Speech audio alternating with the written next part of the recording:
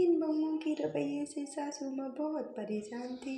दरअसल बात ये थी कि तीनों बहुओं में किसी बात को लेकर अनबन हो गई थी। तब से तीनों एक दूसरे से मुँह फुलाए रहती थी, ना किसी से बात करती, ना किसी का कहना मानती।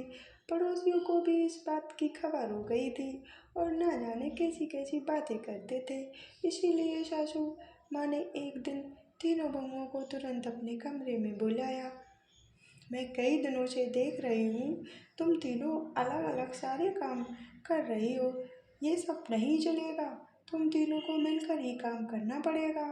सास की बात सुनकर एकदम बड़ी बहू बोल उठी, नहीं मम्मी जी, मैं इन दोनों के साथ कुछ नहीं कर सकती। इस घर की मैं बड़ी बहू हूँ, फिर भी ये दोनों मेरा कहना नहीं मानती हैं। अरे जेठानी जी जानबूझकर मुझे डबल काम करवाती हैं।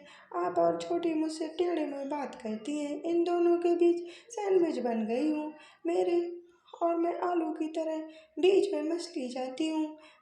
मम्मी जी, इन दोनों को लगता है कि मैं छोटी हूँ तो इनके पैरों तले दब जाऊंगी, लेकिन नहीं, मेरा भी उतना ही अधिकार है जितना इन बड़ी आई मेरी चुगली करने के लिए। मुझे क्या कम समझ रखा है। तीनों एक दूसरे से बहस करने लगती हैं और सास दोबारा ये सब देखकर टेंशन में आ जाती है और सास सबसे कहती है, चुप हो जाओ सब, अब से सारे काम तुम तीनों एक साथ मिलके करोगी, आंख बंद करके एक दूसरे की बात सुनोगी। तुम तीनों इस बात को गांठ बांध लो, वरना अगली छुट्टियों में तुम्हारा अपने मायके जाना कैंसिल। सास की बातें सुनकर डर के मारे तीनों हामी भर देती हैं।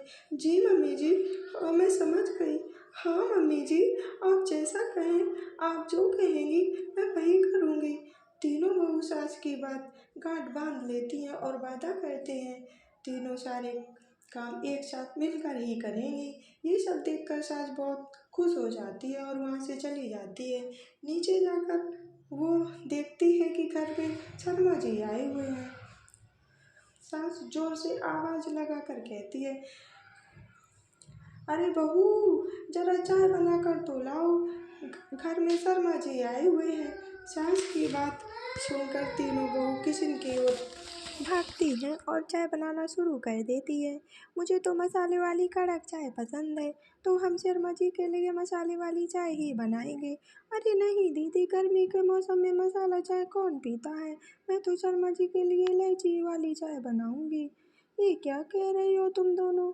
मेरी मम्मी ने सिखाया है कि मेहमानों को ज़्यादा दूध और चीनी वाली चाय पिलाना चाहिए, नहीं तो वे हमको कंजूस समझते हैं। मैं तो शर्मा जी के लिए ऐसी ही चाय बनाऊंगी। तीनों बहुएं अपने अपने तरीके से चाय बनाने लगती हैं। चाय में शक्कर, मसाला, पत्ती अपने हिसाब से डाल देती हैं। उबलने के बाद तीनों चाय लेकर बाहर जाती हैं और शर्मा जी और सासू माँ को चाय पीने के लिए देते हैं। शर्मा जी चाय पीने के बाद सासू माँ को देखकर शर्मा जाते हैं और सोचते हैं कि मैंने चाय पीने के लिए हामी ही क्यों भरी। सासू माँ को भी चाय पीना शुरू करती हैं और कहती हैं, अरे बहू, ये कैसी चाय बनाई है। ये चाय है या काढ़ा। बहू, चाय अच्छी नहीं बनी क्या। कोई बात नहीं, हम पराठा बना कर लाते हैं, चलो अंदर। हाँ हाँ आती हूँ। शर्मा जी, नहीं नहीं, मेरा पेट चाय से ही चौपट कर दिया। वो ही काफ़ी है क्या, पराठे से पोपट नहीं करवाना भाई। शर्मा जी चुपचाप पतली गली से निकल जाते हैं। अगले दिन सास बहुओं से कहती है, अरे बहू जाओ, जाके ऊपर वाले गेस्ट रूम की सफाई तो कर दो। कल हमारे यहाँ मेरे दूर के रिश्तेदार आने वाले हैं, तो पूरे कमरे को चमका देना, समझी। तीनों बहू सास की बात सुनकर ऊपर सफाई करने चली जाती हैं और तीनों कमरे की सफाई चालू कर देती हैं। बड़ी बहू मकड़े के जाल साफ करती है और बीच वाली झाड़ू लगाती है और छोटी वाली सर्फ डालकर ज़मीन धोना शुरू कर देती है। अरे दीदी, अभी मैंने पूरा साफ किया है फर्श, और आप फिर भी धूल नीचे गिरा रही हो। और मंजली दीदी आप भी झाड़ू से धूल नीचे छिड़क रही हो। अरे तीनों को साफ करना है ना, तीनों एक साथ सफाई करते हैं ना। अरे वही तो, हम साथे साथे हैं, कर साफे साफे है।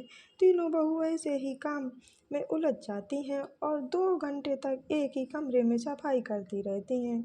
बहुत देर से अपनी बहुओं को कमरे में न देखकर सास ऊपर कमरे में जाती है देखने के लिए, लेकिन कमरे में वो गीले फर्श पर नीचे गिर जाती है सास। अरे मोरी मैया, हड्डी मरोड़ के रख दी, हाय मेरी कमर टूट गई। तीनों बहुएं सास को उठाती हैं और बिस्तर पर लिटाती हैं। अरे मेरे हाथ पैर दर्द कर रहे हैं, सब दबा दो, आराम मिलेगा। हाँ हाँ माँ जी, जी जी माँ जी, हाँ जी माँ जी।